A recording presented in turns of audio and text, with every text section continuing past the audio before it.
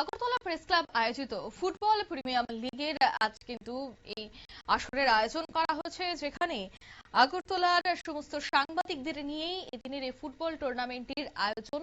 এই মহোৎসবটির উদ্বোধন করেন যুব বিষয়ক ক্রীড়া দপ্তরের মন্ত্রী টিঙ্কু রায়। এছাড়া রাজ্যের বিশিষ্ট সাংবাদিকরা উপস্থিত ছিলেন।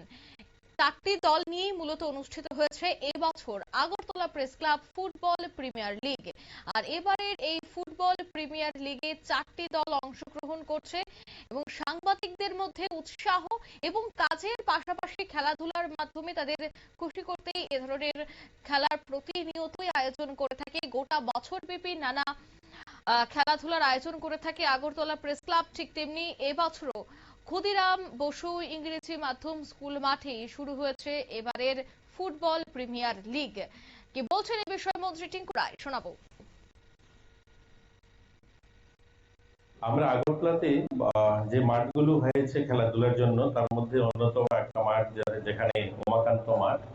বাকি মাঠগুলো আপনারা যারা সাংবাদিকতা করেন, আপনারা যারা আছেন বরিষ্ঠ নাগরিক এবং এই আগরতলার শুভচিন্তক, আপনাদের কাছে আমি আবেদন রাখছি যে আমাদের এক দুটো জায়গা আছে যেগুলো আপনারা আমাদেরকে যদি সহযোগিতা করেন, এগুলো যদি আমরা পাই, তাহলে এই যে আজকে কাদাযুক্ত মাঠ, সেখান থেকে আমরা বেরিয়ে আসতে পারবো। কারণ কেন্দ্র সরকার আমাদের পুরো দেশের যত খেলোয়াড়রা আছে তাদের জন্য ভালো পরিকাঠামো দেওয়ার জন্য কিন্তু সংকল্পবদ্ধ।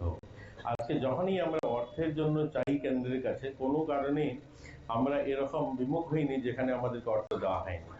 আজকে যদি দেখুন, সারা রাজ্যে আমরা 14খানা মাঠ অলরেডি কমপ্লিট হয়েছে, যেগুলোতে খেলাধুলা চলছে। 11খানা আমাদের স্পোর্টস দপ্তর, আরো 3খানা ট্রাইবাল ওয়েলফেয়ার দপ্তর, 14খানা মাঠে আমরা ক্রীড়া প্রতিযোগিতা করাচ্ছি। আগামী 13 তারিখ, অর্থাৎ দুদিন পরেই, আজকে 11, 12, 13 তারিখ, 13 তারিখে মাননীয় মুখ্যমন্ত্রীর হাত ধরে রমেশ স্কুলের মাঠ আমরা সেখানকার ছেলে মেয়েদের জন্য উৎসর্গিত করবো। সিনথেটিক ফুটবল গ্রাউন্ড হয়েছে এবং আরো একটাও সেখানে কাকরাবনে আর একটা নতুন মাঠের আমরা শিলান্যাস করবো। তো ভাবুন কতগুলো মাঠ হচ্ছে, কিন্তু সেই তুলনায় আমরা আগরতলাতে মাঠ করতে পারছি না। কারণ আগরতলাতে মাঠ যেখানে আমাদের বাজারঘাটে রয়েছে, সেটা একটা sports complex, integrated sports complex. আমাদের যারা স্কুল স্তরের ছেলে মেয়েরা রয়েছে তাদের প্রশিক্ষণের জন্য সেখানে একটা ডেডিকেশন সেন্টার আমরা বাইরে সেগুলো দিতে পারি না। কারণ আপনারা শুনলেন মন্ত্রী টিঙ্কু রায়ের বক্তব্য। তিনি বলছেন যে সাংবাদিকদের সহযোগিতার প্রয়োজন রয়েছে। অন্যদিকে রাজ্যের অন্যান্য জায়গায় যেভাবে সিনথেটিক মাঠ বা খেলাধুলার জন্য মাঠ করা সম্ভব হচ্ছে, আগরতলা শহরে তা করা সম্ভব হচ্ছে না। তাই এই বিষয়গুলোতে সাংবাদিকদের এগিয়ে আসা এবং তাদের সহযোগিতার খুবই দরকার বলে এদিন বক্তব্য রাখতে গিয়ে তুলে ধরলেন মন্ত্রী টিঙ্কু রায়।